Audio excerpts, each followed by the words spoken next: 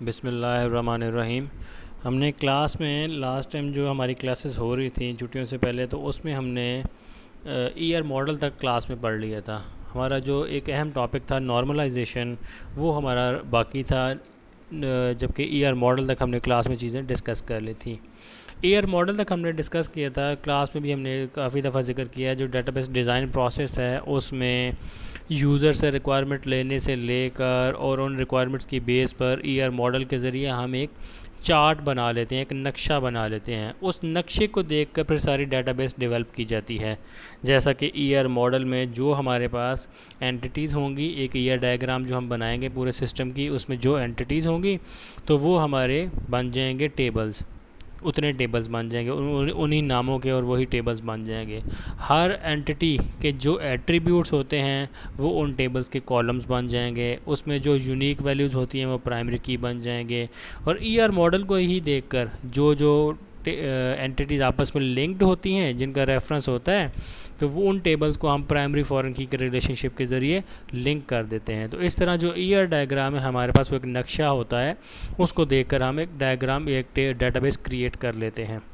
अब डेटाबेस तो हमारे पास क्रिएट हो जाएगी, स्टार्ट से स्क्रैच से लेकर यूज़र से रिक्वायरमेंट लेने से लेकर ईयर मॉडल तक हम पहुंच गए हैं। तो हमने डेटाबेस तो डेवलप कर ली है, लेकिन जो यूज़र रिक्वायरमेंट पे बेस हमारे पास डायग्राम होगी, जो हमारे पास डेटाबेस बनेगी ईयर मॉडल को देखकर, उसमें कुछ मसाइल रह जाते हैं। इन मसाइल को कहा जाता है एनोमलीज़, ख़राबियाँ। तीन तरह की बेसिकली ख़राबियाँ रह जाती हैं जब हम ईयर डायग्राम को देखकर अपनी डेटाबेस बनाते हैं। अब हमारा जो अगला प्रोसेस है नॉर्मलाइजेशन, ये उन ख़राबियों को दूर करने का अमल है। ये एक ऐसा प्रोसेस है जो 3 मराहिल पर मुश्तमिल है। हमने अपने कोर्स में, यानी कि 5-6 मराहिल हैं, लेकिन हमने अपने कोर्स में 3 मराहिल तक कम से कम पढ़ने हैं।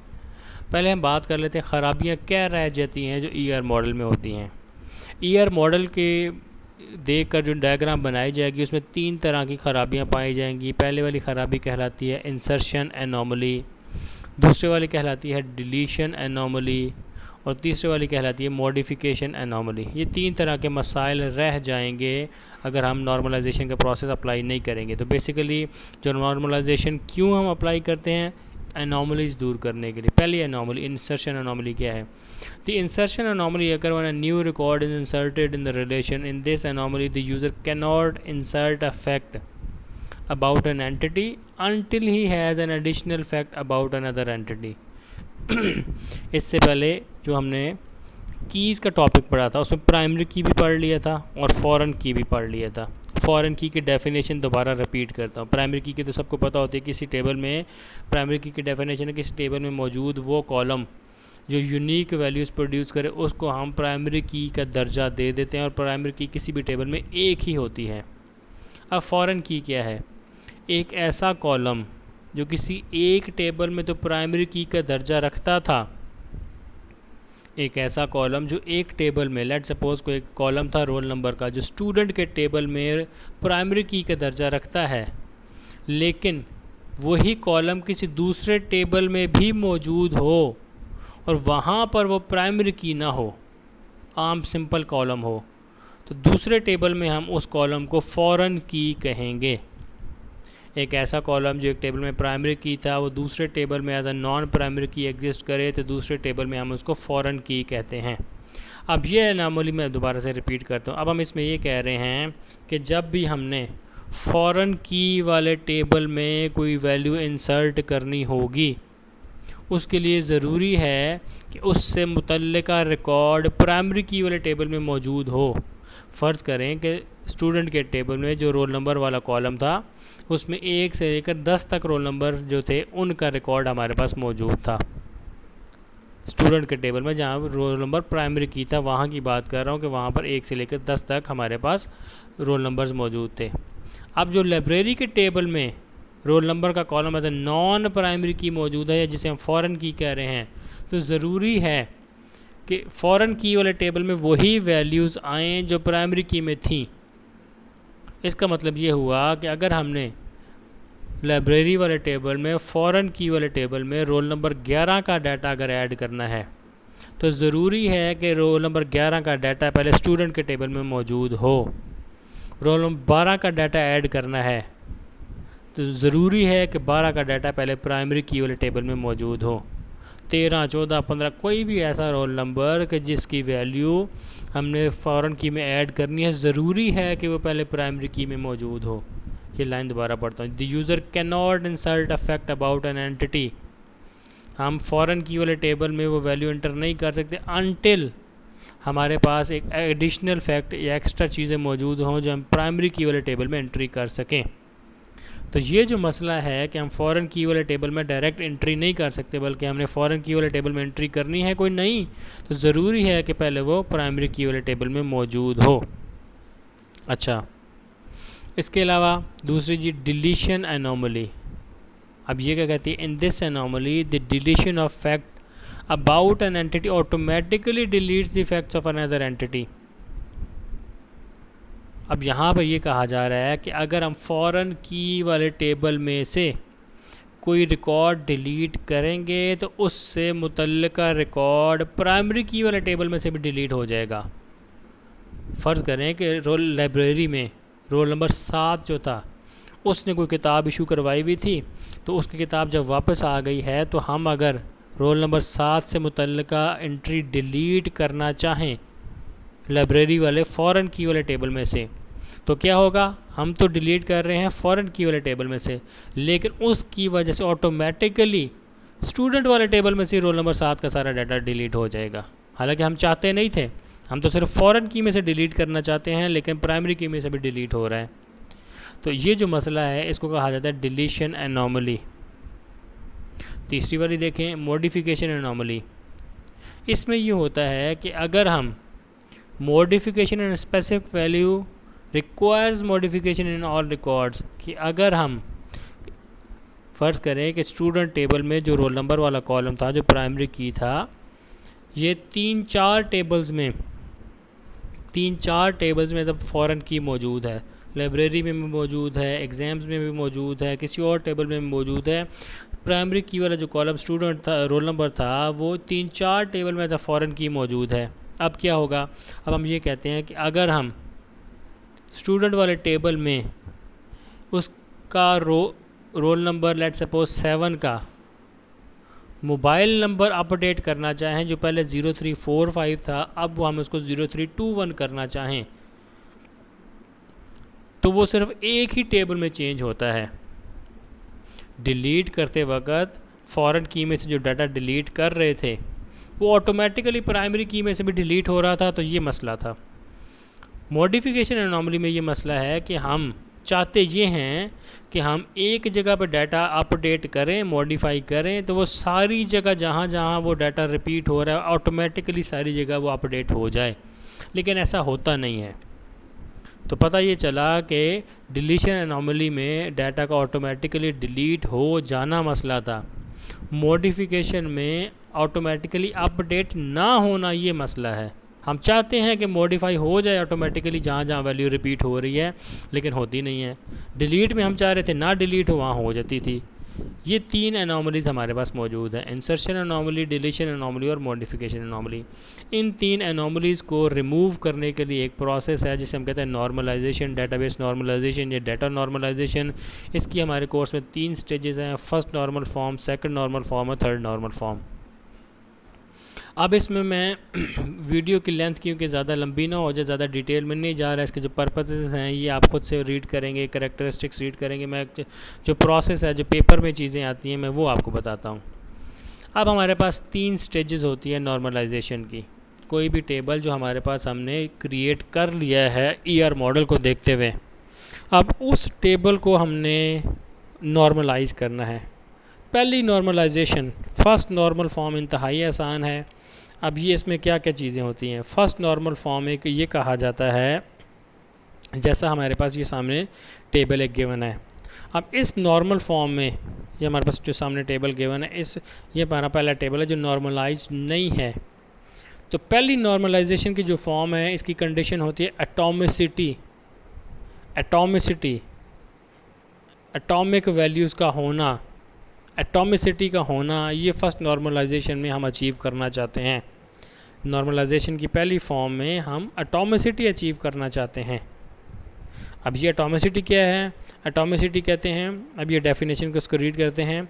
If does not contains repeating group, atomicity भी कहा जाता है और रिपीटिंग ग्रुप भी कहा जाता है। क्या मकसद है इसका, कहने से क्या मुराद है? मुराद ये है कि सिंपल सादा तरीन अल्फाज में कि इस टेबल में जो गिवन है हर खाने में एक वैल्यू मौजूद हो तो हम कहेंगे इस टेबल में एटॉमिसिटी पाई जाती है। हर खाने में एक वैल्यू, जैसे पहले खाने में एक वैल्यू है, दूसरे खाने में एक वैल्यू, तीसरे में एक है, पहली सारी रो में एक एक वैल्यूज़ ही हैं।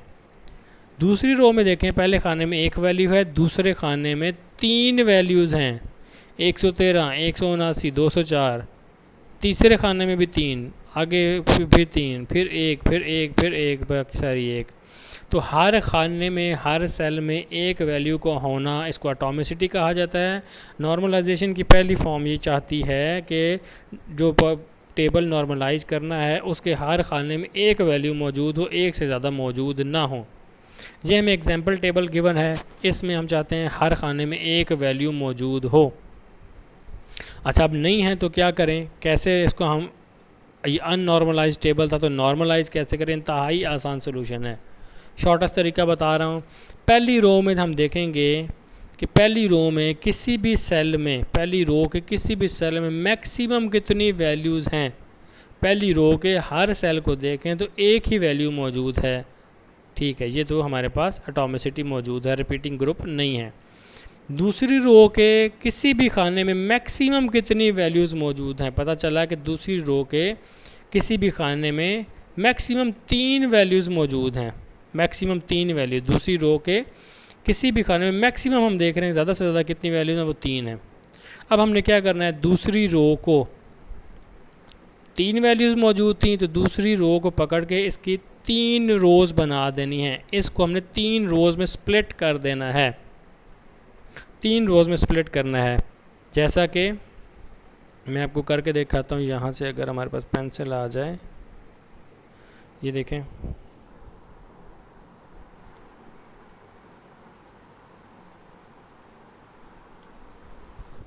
हमने दूसरी रो को एक अलग रो बना दी। मज़ीद मैं इसको डिवाइड करता हूँ।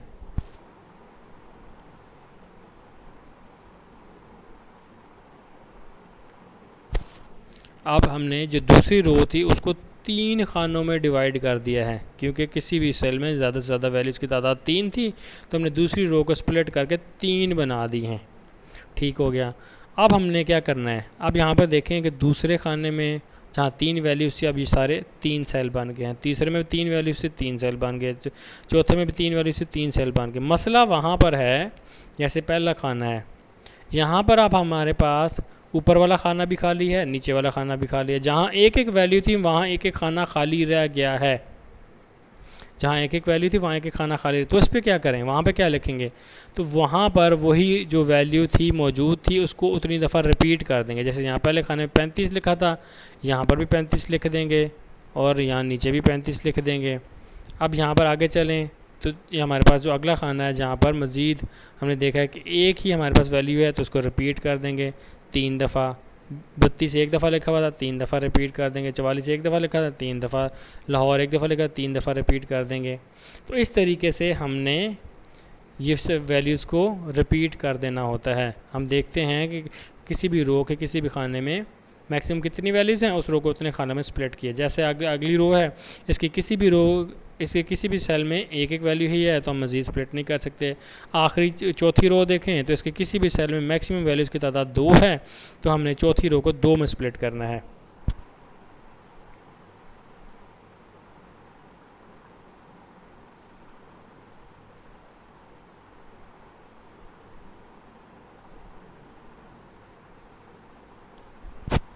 अब ये देखें, हमने जो चौथी रो थी उसको हमने 2 खानों में स्प्लिट कर दिया है।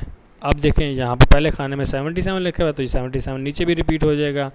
जहाँ पर 2 थी वहाँ तो ठीक हो गया। जहाँ पर एक वैल्यू थी जाहिद था तो उसको ऊपर भी रिपीट कर देंगे, 52 था इसको ऊपर भी रिपीट कर देंगे।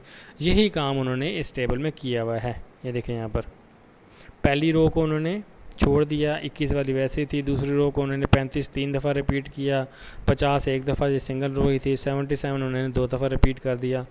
तो फर्स्ट नॉर्मलाइजेशन की जो कंडीशन है एटॉमिसिटी, उसके मुताबिक हर खाने में एक वैल्यू होनी चाहिए अब हमने क्या किया कि हमने देखा कि किसी भी रो के किसी भी सेल में मैक्सिमम कितनी वैल्यूज़ हैं उसको उतनी रो में स्प्लिट कर दिया, और जहाँ पर एक एक वैल्यू थी उस वैल्यू को उतनी दफ़ा रिपीट कर दिया। अब ये जो हमारे पास फर्स्ट नॉर्मल फॉर्म का टेबल आया है, इसमें हर खाने में एक वैल्यू ही मौजूद है। अब ये टेबल हमारा फर्स्ट नॉर्मल फॉर्म में कन्वर्ट हो चुका है। ये हमारी फ़र्स्ट नॉर्मलाइजेशन का जो पहला मरहला है वो मुकम्मल हो गया है। पहले मरहले में हम एटॉमिसिटी को इंश्योर करते हैं और रिपीटिंग ग्रुप्स को ख़त्म करते हैं। यहाँ पर तो हमारा पहला मरहला कंप्लीट हो गया। अब उसके बाद दूसरे मरहले की बात करते हैं। दूसरे मरहले से पहले, दूसरे और तीसरे मरहले को समझने से पहले हमें एक कुछ और समझना होगा। उसके लिए हम देखते हैं हमारे पास आगे मौजूद टेबल है, इसमें मैं डिपेंडेंसी को बताना चाहता हूँ। डिपेंडेंसी कि डिपेंडेंसी क्या होती है। किसी भी टेबल में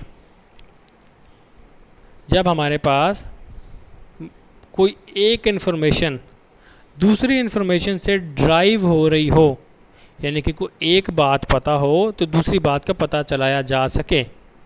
फॉर एग्ज़ाम्पल अगर किसी को आपकी डेट ऑफ बर्थ पता है तो आपकी एज पता चला सकता है, यानी कि एज जो है वो ड्राइव की जा सकती है डेट ऑफ बर्थ से। डेट ऑफ बर्थ ड्राइव करती है एज को, ठीक है। अच्छा, अब किसी का अगर हमें रोल नंबर पता है किसी कॉलेज में तो हम उसका नाम पता करवा सकते हैं। अब किसी के मार्क्स हमें पता हैं तो हम परसेंटेज पता करा सकते हैं। किसी की परसेंटेज पता है तो हम उसके ग्रेड पता करा सकते हैं। तो इसको हम कहते हैं डिपेंडेंसी। जब एक इन्फॉर्मेशन से दूसरी इन्फॉर्मेशन अखज़ की जा सके तो हम कहते हैं कि ये डिपेंडेंसी पाई जाती है। दूसरा जो कॉलम है, जैसे एज है, एज डिपेंड कर रही है डेट ऑफ बर्थ पर, जो परसेंटेज है डिपेंड कर रही है मार्क्स पर। इसको हम कहते हैं डिपेंडेंसी, ठीक है। ये तो डिपेंडेंसी हमें समझ आ गई। अब इसके बाद हम अपनी आगे चल के बात करते हैं कि अब हमने दूसरी और तीसरी फॉर्म में क्या करना है। अब इससे पहले मैं आपको एक एग्जांपल कराता हूँ। फॉर एग्जांपल यही टेबल ले लेते हैं।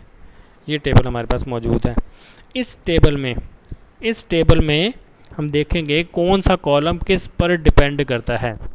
अब अगर हम यहाँ पर ये देखें, ये किसी कंपनी के बारे में मालूमात दी गई हैं। जहाँ की आप डेटाबेस बना रहे होते हैं, लाजमी नहीं है कि आपको दुनिया की हर फील्ड की इंफॉर्मेशन पता हो। फॉर एग्ज़ाम्पल लाजमी नहीं है कि आपको केमिस्ट्री का कोई डेटाबेस बनानी है तो उसके सारे आपको एटम्स और सारी चीज़ें पता हो, केमिकल्स के बारे में इंफॉर्मेशन हो। बायो की बनानी है तो उसकी पता हो। किसी मेडिकल स्टोर की बनानी है तो सारी दवाइयों की मालूमात आपको पता होंगी। ऐसा नहीं होता। आईटी वाले लोगों को दुनिया की हर चीज़ पता नहीं होती। तो फिर हम कैसे पता चलाएंगे कि अगर किसी टेबल में कोई डाटा लिखा हुआ है तो कैसे पता कराएंगे हम कि ये डाटा जो है इसमें से कौन कौन से कॉलम एक दूसरे पर डिपेंड कर रहे हैं या नहीं कर रहे हैं। ये हम कैसे पता कराएंगे। इसके लिए मैं सूटेबल एग्जांपल आपको करवाता हूँ। इसके लिए एग्जांपल,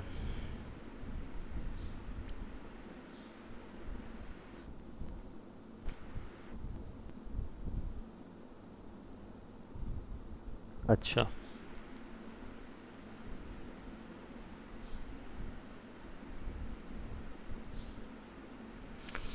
अब हम एग्जांपल करते हैं। ये हमारे पास एक टेबल गिवन है, ये सामने आपको जो स्क्रीन पे नज़र आ रहा है। इसमें हम पहले ये फाइंड करना चाहेंगे कौन सा कॉलम किस पर डिपेंडेंट है। ये हम फाइंड करना चाहते हैं। ये डिपेंडेंट नहीं कर रहा है, ये कैसे पता चलेगा। अब देखते हैं जी। फॉर एग्ज़ाम्पल इस टेबल में आपको नज़र आ रहा है कि पहले जो दो कॉलम हैं ये प्राइमरी की हैं।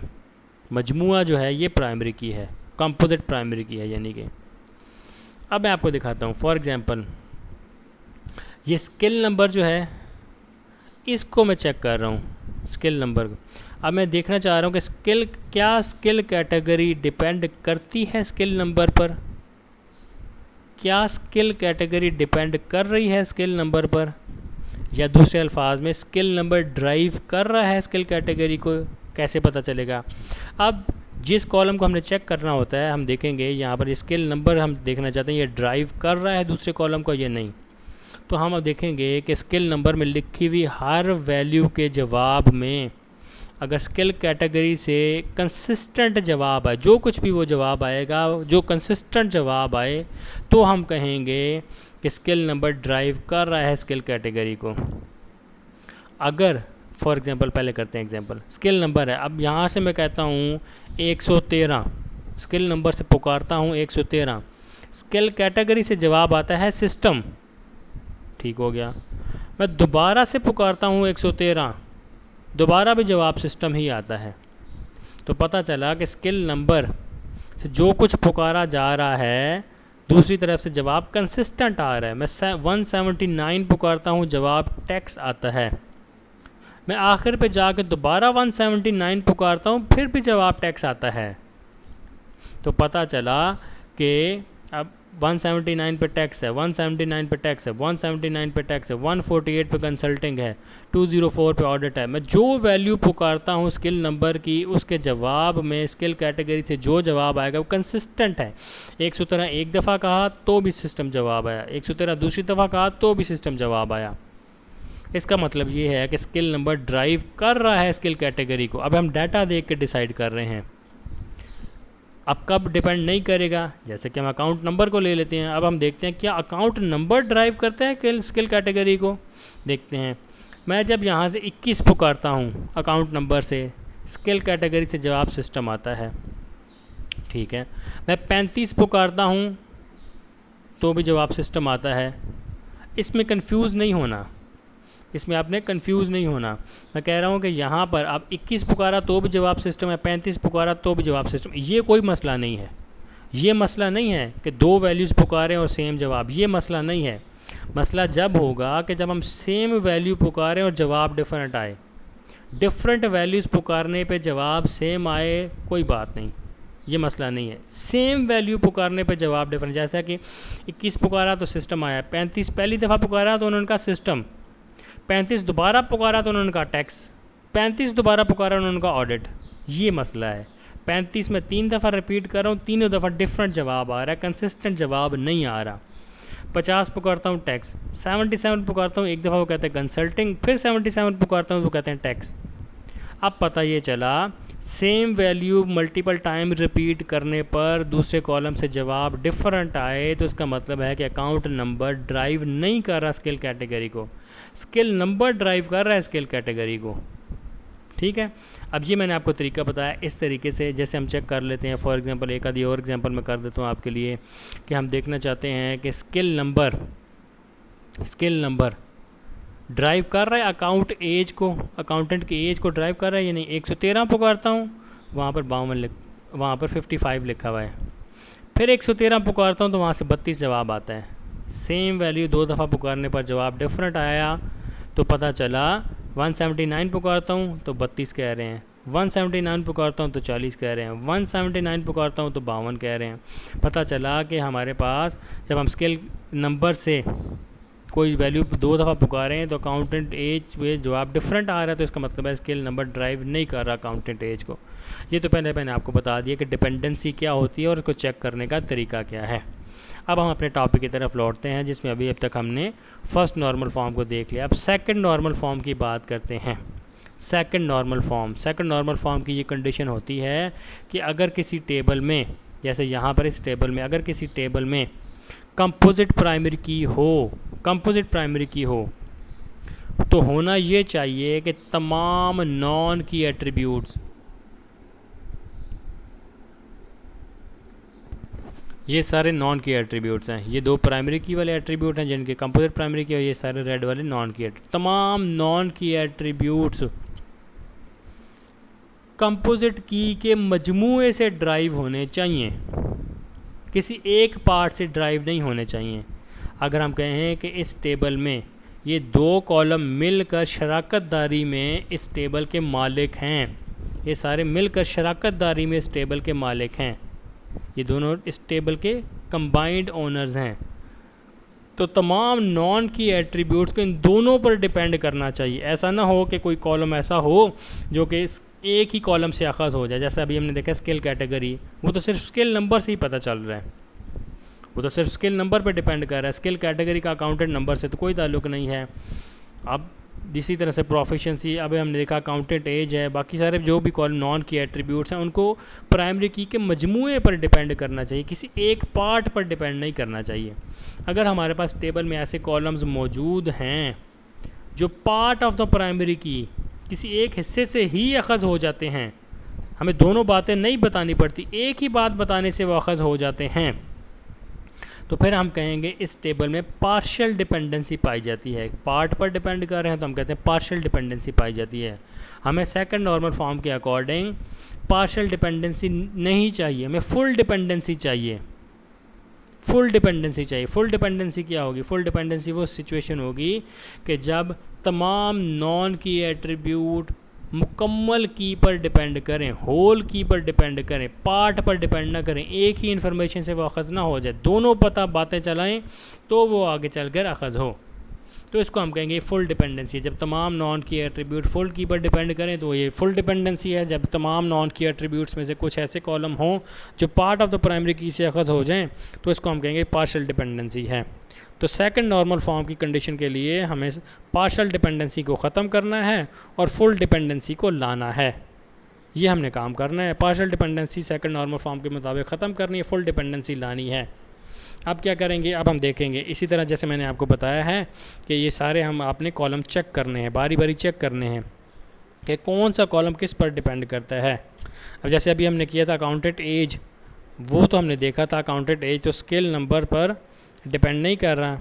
अकाउंटेंट एज को हम देखते हैं, क्या अकाउंटेंट एज जो है क्या वो अकाउंट नंबर पर डिपेंड कर रहा है?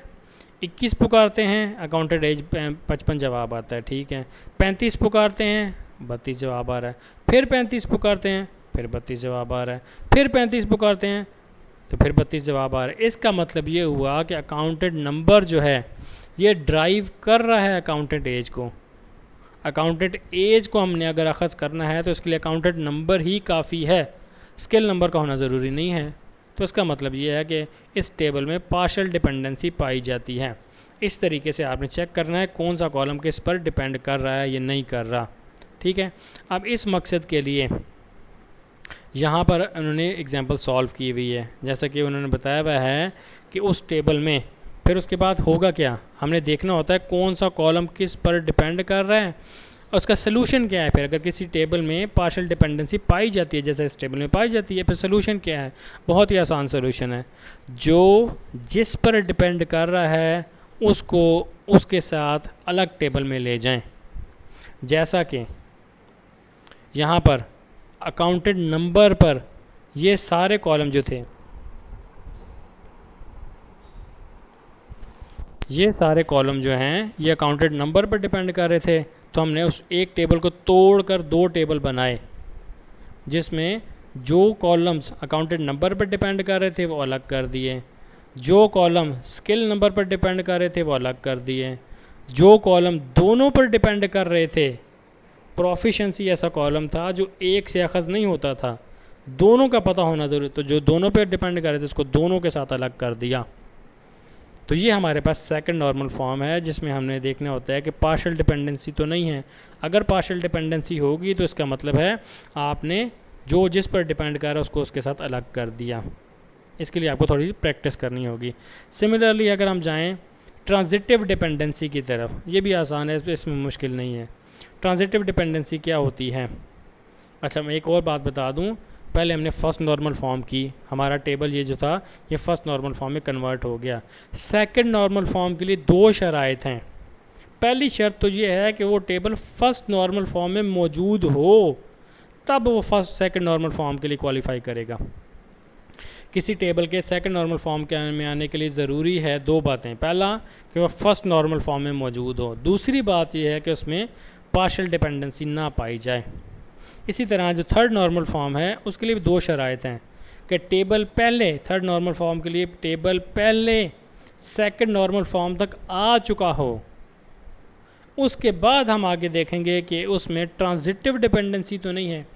ट्रांजिटिव डिपेंडेंसी क्या होती है? फ़र्ज़ करते हैं कि हमारे पास जितने भी नॉन की एट्रीब्यूट हैं, अगर कोई एक नॉन की एट्रीब्यूट किसी दूसरे नॉन की एट्रीब्यूट पर डिपेंड करे और वह दूसरा नॉन की एट्रीब्यूट आगे चल कर प्राइमरी की पर डिपेंड करे तो इसको हम कहते हैं ये ट्रांजिटिव डिपेंडेंसी है। इसका क्या मतलब है? फॉर एग्जांपल ये हमारे पास सेकंड नॉर्मल फॉर्म का टेबल है जो तोड़कर हमने बना ली। इन टेबल्स में से देखना होता है जो सेकंड नॉर्मल फॉर्म में आ चुके हैं, इनमें से हम देखेंगे कि क्या ट्रांजिटिव डिपेंडेंसी है, कैसे। फॉर एग्जांपल हम अगर कहते हैं कि फर्ज करते हैं कि हमारे पास ये जो ग्रुप सिटी है ये नॉन की एट्रीब्यूट है, ये डिपेंड कर रही है ग्रुप नंबर पर, और ग्रुप नंबर आगे डिपेंड कर रहा है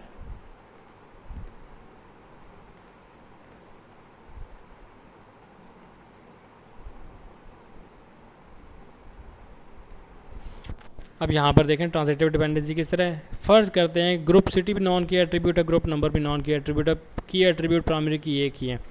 ग्रुप सिटी डिपेंड करे ग्रुप नंबर पर, ग्रुप नंबर आगे डिपेंड कर रहा है अकाउंटेंट नंबर पर या प्राइमरी की पर, तो उसका मतलब है कि group city is transitively dependent on primary की।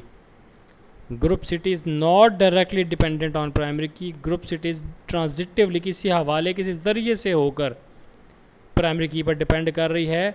डायरेक्ट डिपेंडेंसी नहीं है, ट्रांजिटिव डिपेंडेंसी है। एक नॉन की एट्रीब्यूट दूसरे नॉन की एट्रीब्यूट पर डिपेंड करें और वो नॉन की एट्रीब्यूट पर प्राइमरी की पर डिपेंड करे तो उसका मतलब है कि इसमें ट्रांजिटिव डिपेंडेंसी है। ए डिपेंड करे बी पर और बी डिपेंड करे सी पर, तो हम कहेंगे ए सी पर ट्रांजिटिवली डिपेंडेंट है, डायरेक्ट डिपेंडेंट नहीं है। तो थर्ड नॉर्मल फॉर्म के लिए हमने ट्रांजिटिव डिपेंडेंसी को ख़त्म करना है और फुल डिपेंडेंसी को लाना है। तो इसी तरह से जैसे मैंने आपको पहले तरीक़ाकार बताया कि हम देखेंगे कि क्या ये नॉन की एट्रीब्यूट्स जो हैं, नॉन की एट्रीब्यूट्स में से कोई ऐसे कॉलम हैं जो एक दूसरे पर डिपेंड कर रहे हैं। अगर ऐसे कॉलम होंगे तो फिर तरीक़ाकार वही है। अगर अब देखें ट्रांजिटिव डिपेंडेंसी के लिए एक कॉलम दूसरे पर डिपेंड करे, दूसरा तीसरे पर जाकर डिपेंड करे, तो इसका मतलब ये हुआ कि किसी टेबल में ट्रांजिटिव डिपेंडेंसी तभी होगी जब उसमें कम से कम दो नॉन की एट्रीब्यूट मौजूद हों। कम से कम दो नॉन की एट्रीब्यूट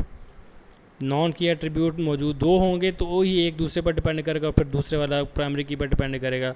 अब यहाँ पहले टेबल में तो ट्रांजिटिव डिपेंडेंसी हो सकती है, हम देखेंगे। दूसरा जो टेबल तोड़ के बनाया था हमने सेकंड नॉर्मल फॉर्म में, उसमें तो है ही दो कॉलम, तो उसमें तो ट्रांजिटिव डिपेंडेंसी का सवाल ही नहीं पैदा होता। तीसरे टेबल में भी इसी तरह से है, यहाँ पर भी नॉन की एट्रीब्यूट एक ही है, बाकी दो तो प्राइमरी की एट्रीब्यूट हैं। नॉन की एट्रीब्यूट एक ही है तो यहाँ पर भी ट्रांजिटिव डिपेंडेंसी का सवाल ही पैदा नहीं होता। जो पहले टेबल में हमारे पास क्वेश्चन राइज होता है कि ट्रांजिटिव डिपेंडेंसी है या नहीं है, उसको आपने चेक करना है। तो अब आप इसको चेक करेंगे। फॉर एग्जांपल जैसे मैंने आपको बताया है कि जैसे ग्रुप नंबर से हम 52 पुकारें, ग्रुप सिटी इस्लामाबाद है। ग्रुप नंबर से दोबारा हमने 52 पुकारा, फिर भी इस्लामाबाद है। ग्रुप नंबर से 44 पुकारा, लाहौर है। 44 पुकारा, फिर भी लाहौर है। तो पता ये चला ग्रुप नंबर ड्राइव कर रहा है सिटी को। ग्रुप नंबर से 52 पुकारें तो सुपरवाइज़र बाबर है, फिर 52 पुकारें फिर भी बाबर है। तो इसका मतलब ये ग्रुप नंबर ग्रुप सुपरवाइज़र को भी ड्राइव कर रहा है। तो ग्रुप सुपरवाइज़र भी ग्रुप नंबर पर डिपेंड कर रहा है, ग्रुप सिटी भी ग्रुप नंबर पर डिपेंड कर रहा है। ये दोनों जो हैं ग्रुप सिटी ग्रुप सुपरवाइज़र, ये डायरेक्ट डिपेंड नहीं कर रहे अकाउंटेंट नंबर पर। तो डायरेक्ट डिपेंडेंसी नहीं है, ट्रांजिटिव डिपेंडेंसी है। तो इसी एक टेबल को हमने ब्रेक करके थर्ड नॉर्मल फॉर्म में जो जिस पर डिपेंड कर रहा है उसके साथ अलग करेंगे। जैसा कि हमने देखा अकाउंटेंट नंबर पर अकाउंटेंट नेम डिपेंड करता है, अकाउंटेंट एज डिपेंड करती है, ग्रुप नंबर डिपेंड करता है। इनको हमने अलग कर दिया। इसी तरह से ग्रुप नंबर पर ग्रुप सिटी डिपेंड कर रही थी, ग्रुप सुपरवाइज़र डिपेंड कर रहा था, उनको हमने उसके साथ अलग कर दिया। इस तरह से और स्किल नंबर जो था स्किल कैटेगरी के साथ हमारे पास ये वाला जो है ये सेकंड नॉर्मल फॉर्म से ही हमने उठा कर लाया है। ये वाला टेबल भी और ये वाला टेबल भी, ये भी सेकंड नॉर्मल फॉर्म से ही हमने उठा कर लाया है। ये दो टेबल्स तो हमने सेकंड नॉर्मल फॉर्म से, क्योंकि इनमें तो एक एक ही नॉन की एट्रीब्यूट था, तो यहाँ ट्रांजिटिव डिपेंडेंसी का सवाल ही नहीं था। जबकि पहला टेबल जो था सेकंड नॉर्मल फॉर्म का, उसको हमने तोड़कर मज़ीद दो टेबल बना लिया। तो इस तरीके से ये हमारी डेटाबेस के नॉर्मलाइजेशन का प्रोसेस जो है कंप्लीट होगा। मैं ब्रीफ समरी दोबारा से बताता हूँ। अब होता ये है कि डेटाबेस एनॉमलीज़ को दूर करने के लिए हम डेटाबेस के टेबल्स को नॉर्मलाइजेशन के अमल से गुजारते हैं। फर्स्ट नॉर्मल फॉर्म की कंडीशन ये होती है कि हर खाने में एक वैल्यू हो, यानी कि एटॉमिसिटी इंश्योर की जाती है। अगर किसी रो में एक से ज़्यादा वैल्यूज़ हैं किसी सेल में, तो हम उस रो को स्प्लिट करके उतनी हम रोज़ में तकसीम कर देते हैं, और जहाँ पर मिसिंग वैल्यू हो वहाँ पर दूसरी वैल्यू 35 है, जहाँ जैसे यहाँ पर 35 है तो यही वैल्यू रिपीट हो जाएंगी। फर्स्ट नॉर्मल फॉर्म कंप्लीट हो जाएगी तो हर सेल में एक ही वैल्यू होगी।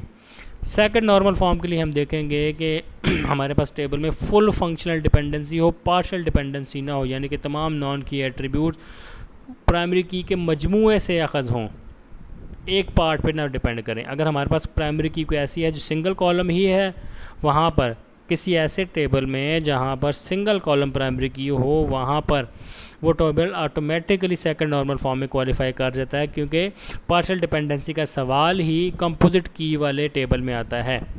जहाँ कंपोजिट की नहीं है, सिंगल की है, तो वहाँ पर तो ऑलरेडी उसमें फुल डिपेंडेंसी ही होगी। लेकिन यहाँ पर अगर कंपोजिट प्राइमरी की थी तो हमने देखना है कौन सा कॉलम किस कॉलम पर, किस पार्ट ऑफ प्राइमरी की पर डिपेंड करता है। तो हमने पहले ये देख लेना कौन किस पर डिपेंड करता है, फिर उसको उसके साथ अलग कर देना है। तीसरी नॉर्मल फॉर्म के लिए हम ट्रांजिटिव डिपेंडेंसी देखते हैं कि अगर एक नॉन की एट्रीब्यूट दूसरे नॉन की एट्रीब्यूट पर डिपेंड करे और वो नॉन की एट्रीब्यूट पर प्राइमरी की पर डिपेंड करे तो ट्रांजिटिव डिपेंडेंसी है। सोल्यूशन यहाँ पर भी यही है, जो जिस पर डिपेंड कर रहा है उसको उसके साथ अलग कर दिया जाए। ये हमारे पास था नॉर्मलाइजेशन का प्रोसेस। पेपर के लिहाज से काफ़ी इंपॉर्टेंट है, आप इसकी प्रैक्टिस ज़रूर करें, इसकी प्रैक्टिस करें। और अगर इसमें से कुछ मसाइल हों तो ज़रूर आप ग्रुप में क्वेश्चन पूछें, ग्रुप में क्वेश्चन का ज़रूर आंसर किया जाएगा।